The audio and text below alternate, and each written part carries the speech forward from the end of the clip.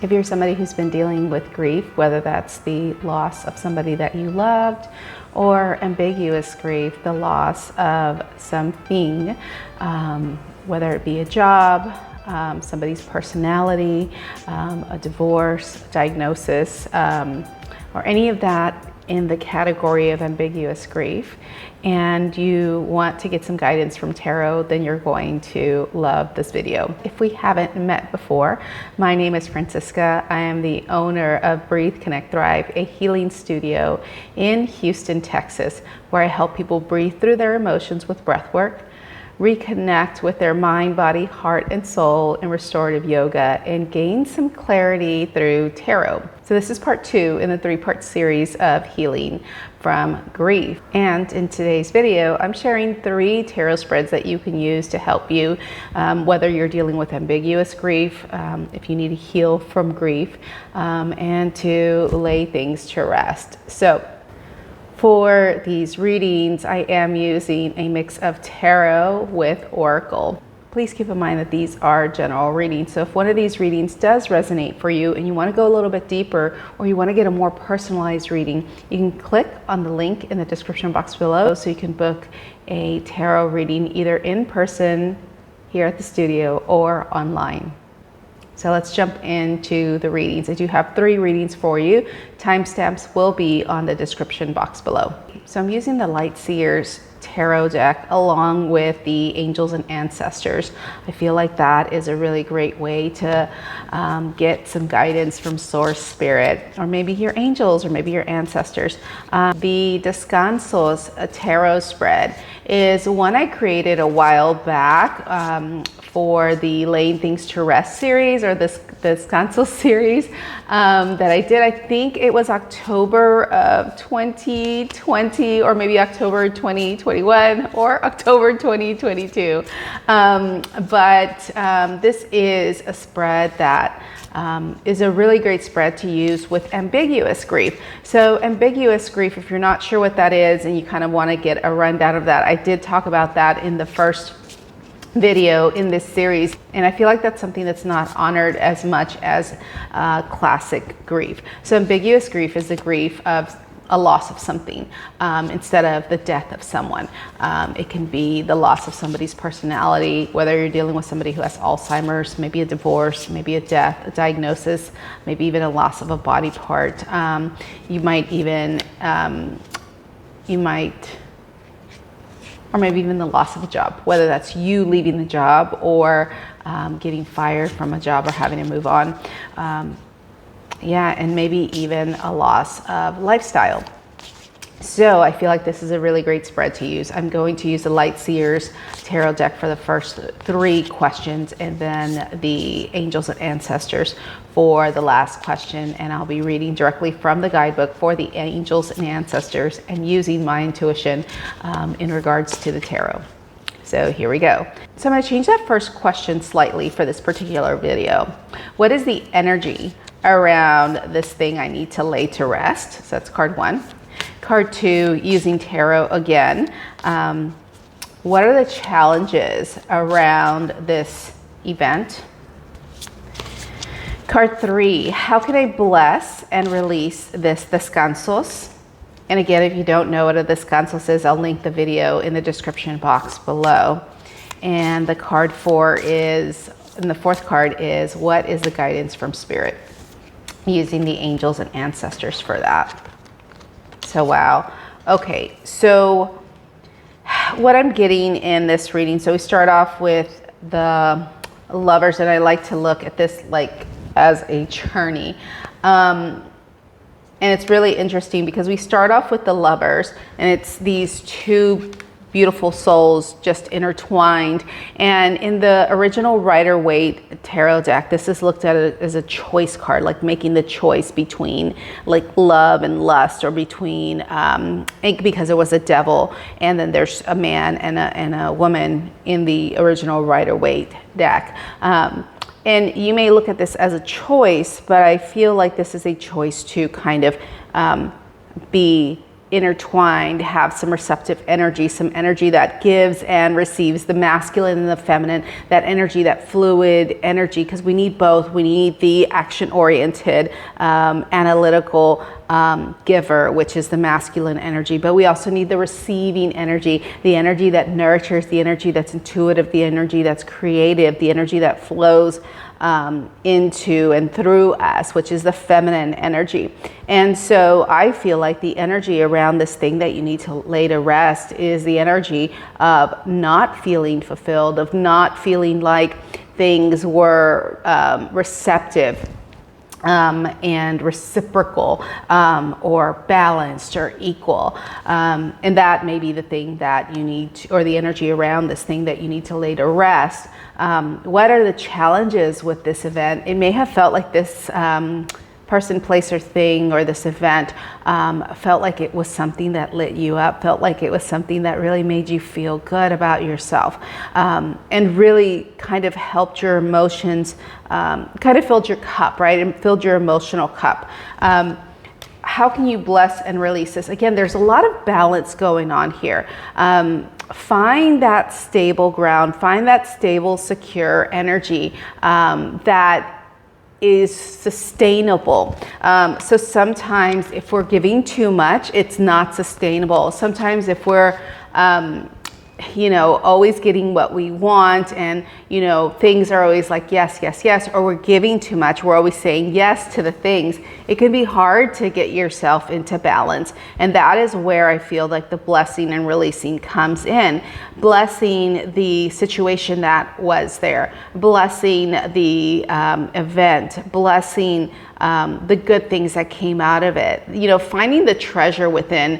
When I see this Nine of Cups, I always think about, finding that treasure within, because she's jumping from a full chest of love, a full chest of gold and treasure. So it's finding the treasure within and acknowledging that treasure and allowing that treasure to be part of where you jump from, because we can only give what we have, right? And so the guidance from Spirit, and the reason that I'm saying all this is because it does feel like there is like a balancing. The guidance from Spirit is mirror guardian. Take time to reflect. So I'm going to go ahead and read directly from the guidebook, as I said I would. So this is Kyle Gray's Angels and Ancestors guide deck. So the message is, take time to reflect on your strengths and challenges and how far you've come. Recognize your gifts. About this card, angels accept you just the way you are. Even when you're going through a challenging time, they still hold the highest esteem. The mirror guardian, a female angel looking into the mirror of life, invites you to witness your spiritual strength and beauty, to see yourself as angels do. The mirror represents the fact that your core beliefs and ideas are in fact what is reflected back to you by your world. Your life is one big mirror of how you feel within, and the mirror guardian helps you to recognize that. When this card appears, you're being invited to take some time to see where you are right now. You are a beautiful being who is surrounded by so many challenges and has expanded in so many ways. Your angels are now guiding you to take inventory of your life, to take time to note all of your recent experiences, the challenges you have surmounted, the strengths you have developed, and the lessons you have learned. Your angels want you to reflect on your strengths in those particular aspects of yourself that you feel you have not acknowledged or that have not been acknowledged by others. Offer yourself approval where it's due, and know that when you give yourself credit, others will be able to do so as well. So I really think that this kind of solidifies what I was saying, especially if you're giving too much. If you're giving too much, especially when it's a situation, it just feels like there's a situation where, you may have given more, and it may have started off really great. It may have started off like, it seemed like it was going to be reciprocal. It seemed like the other person was going to respond. It seemed very happy. And so the way to bless and release that is to come back into alignment, to recalibrate yourself, to really use the energy of the mirror guardian and take time to pause and reflect and see where you can recalibrate and where you can rebalance in your life. So if you're feeling like you need to recalibrate or possibly do a goodbye letter, sometimes that's a really great way to kind of get rid of energy that isn't yours and just kind of to let it go, tear it up and burn it, and then do some breath work. Then you'll want to check out the Conscious Breath Connection course. The link is in the description box below. So moving on to our grief spread. And so this is a 4-card spread using the tarot for the first 3 and the angels and ancestors oracle deck from Kyle Gray. So this is the grief spread. First card is what needs to be processed. Second card is the action you can take for healing. Third card is how will you feel when you start moving on? And the message from your angels and ancestors, a message of comfort from a loved one to help you heal. Let's see, I'm feeling this one. Okay, so let's see what we have here. What needs to be processed? Wow, okay, so I'm kind of excited here because we have 2 major arcana cards here. And they're very much cards of listening to your intuition, really going within and finding that source of strength that's always available to you. Looking beyond your current situation and really start celebrating yourself and really start trying to find those things that light you up, and really start looking beyond what is currently happening now. So what needs to be processed? This feeling like you've been left out in the cold, this feeling like you have to do it all on your own, this feeling here, like you are the only one, that life is happening at you and maybe to you. So I'm really getting this feeling of being left out in the cold. However, what needs to be processed is to find that inner strength, to find that inner resiliency, to find the inner sage, to really use that darkness and really turn the light on in all those shadow parts of yourself.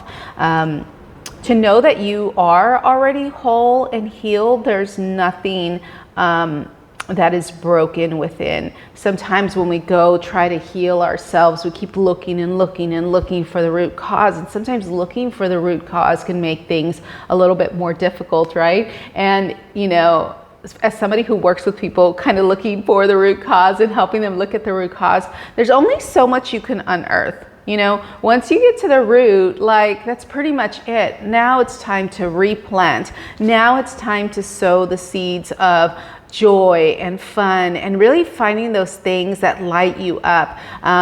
Being with like-minded people. If you're an introvert, I know how difficult that can be. I know you're like, let's put a hand up there. Let's not find those people. But there's ways to connect in your introverted way. And I'm just getting like this feeling of an introvert, especially with the Hermit, the Fool, and then this Seer card that I'm seeing here for the guidance or message of comfort from your loved one.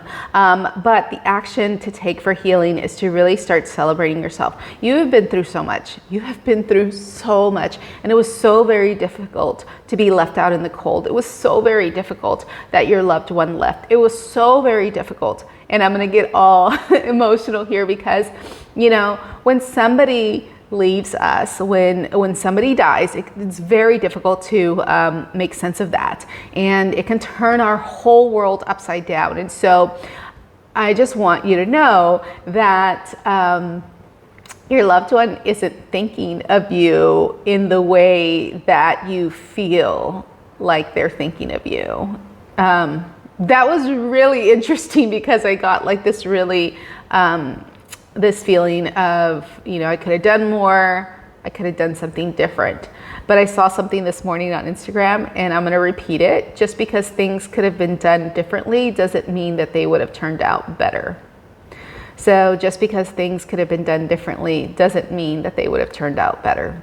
So arguing with reality is not going to help you at this point. And part of your work that needs to be processed, this feeling of really looking at yourself and your inner sage, and really welcoming that part of you, your wiser self. Really start asking your wiser self, especially when you start getting into these spirals of grief, or these waves of grief start coming at you. Really start asking your wiser self what they would do in your situation and what advice they give you, and learn to start taking joy in these small things in your life. If there's big events happening, great, but learn to take the joy in these small things. You have been through a lot. It is, they're saying it's time to get up and move on, and to know that you can't get it wrong, that you're always going to want more, and that your heart will really appreciate you, and you'll appreciate your heart, and really start thanking yourself. Really start, this is how you're going to feel when you start moving on. You're going to start feeling more free. You're going to start feeling more open. You're going to start feeling like you can take a leap again. You're going to start feeling like this sense of moving forward, this sense of moving on, this sense of like, okay, you know what? I may have had a tough time, but I'm ready to move forward, and I'm ready to follow my intuition, and I'm ready to really listen to my soul. That's why doing these small things and celebrating yourself is really going to help you learn who you are again, learn who you are without this person, without the grief, because sometimes I know the grief can be this blanket that we hold on to, right? And this blanket like becomes like who we are. And if you think of it as, a winter coat, you have your coat on, you have your sweaters on, it keeps you so warm. But going into the summer months now here, here in Houston, going into the summer months, wearing that big old jacket, wearing that sweater, wearing your leggings and all of the things, and the boots and the socks and all the things, it's hot in there. Let's take all that stuff off. Let's take off the blanket of grief, because it's time for you to see beyond your current situation. And this is your message from your loved ones, seeing beyond the current situation. So I'm going to read directly from the guidebook. So message of comfort from your loved one is the seer. And let's see what the seer has to say for you. Again, I'm using the Kyle Gray Angels and Ancestors guidebook or oracle. Seer, see beyond your current situation. Look beyond your current situation. Raise your vibration. Focus on love. And that's the message. So about this card, most indigenous peoples have a seer in the family or tribe. Seers are the intelligent and intuitive beings who serve as direct channels for information on what's occurring now and what's about to unfold. Their energy isn't about predicting the future for you, but it's about showing you how your intentions are creating it. A true seer will help you see that your intentions can change, therefore so can your future. The message of this card is to let the clairvoyant within you rise up so that you can see the way forward yourself with your spiritual eyes. The extended message says, clairvoyance isn't just about predicting the future. It's about being able to see clearly enough to create your best future. And you're being encouraged by your ancestral guides and angels to see beyond what you think is happening now. Don't allow your ego or doubts to play games with you. Instead of seeing yourself as stuck or lost, know that you're in an energetic holding space where the universe recalibrates a path that is more favorable for you. Angels of light are upgrading your energy so that your experiences can be more enjoyable. You're moving towards something that is extremely uplifting and enlightening. So stay calm and keep your eyes on the prize. And for the next reading, we are doing a message from a loved one about a specific situation. But the first question in this reading is, what is your role in this situation? Second card is, what's going to help you navigate the situation? What is something you might not be aware of? For the fourth card in this reading, I am using the Angels and Ancestors Oracle from Kyle Gray. So this is guidance from your loved one. So let's see what we've got here. So right now your role in the situation is maybe feeling anxiety. You might be feeling a little lost. You might be having problems with sleep. Your role in the situation is Yeah, it doesn't feel good to be in this energy, right? What's going to help you navigate it? Really start looking at things with love. Really start looking at things with your intuition. Really see if you can soften the edges. So the Nine of Swords is all of our thoughts, but the Queen of Cups is a pentacle of our emotions. It's a pentacle of receptive energy. It's a pentacle of the energy. And it's almost like this hands off, right? So hands off. So here you've got your hands in your in your head, or your head in your hands, and there's so much thought that's going on, so much analysis that's going on. I really feel like one of the biggest things that's going to help you navigate the situation is to come back to your heart, come into your heart, really keeping your heart open, because when we can keep our heart open despite what things look like, we can really allow ourselves to ground and grow. This is something that you're not aware of. Things are taking root, things are being planted, things are almost like paving the way, like the universe is recalibrating the situation for you, recalibrating you through the situation to help you get to a more grounded space, because the guidance from your loved one is the mountains. So go ahead and read directly from the guidebook for this. This is one of the warrior symbols in the guidebook. So the message is, hold on to what you believe in or are focusing on, because it is absolutely right. Know that heaven and earth are supporting you. About this card, mountains are strong and wise. They are rooted deep into the earth and reach high into the sky. They have been where they have for thousands of years. They have been home to animals. They've been climbed by mountains, and they have seen seasons come and go. No matter what has happened to them, they have remained strong, immovable, unshakable, and so they offer the spiritual energies of strength and resilience. Mountain energy is powerful because it's firmly rooted in the Great Mother and reaches high to the Great Father. If you're feeling challenged or pressured at this time, know that your spirit is more powerful than you think. You are resilient and grounded, and the energy of the air and mountains to be who you are. Take time to root yourself deeply in the energy of earth before welcoming the energies of heaven. If you're not sure what to do next, this mountain card invites you to stay exactly where you are, talking things over with those around you, and know that change will come. You will be whole and well at the end of this current situation, and it will not stand in the way of your future growth and expansion. So I really feel like this message each card kind of plays off of each other, right? So if your energy right now and your role in the situation is feeling anxious and feeling like things are keeping you up and feeling like you're kind of troubled with the thoughts, really look to your heart and get grounded, and so you can be rooted. Mountains, as the reading said, as the guidance reading says, mountains can withstand a lot. They've been there for centuries. Some of these mountains are really high and reach all the way up to the sky and start all the way at the bottom.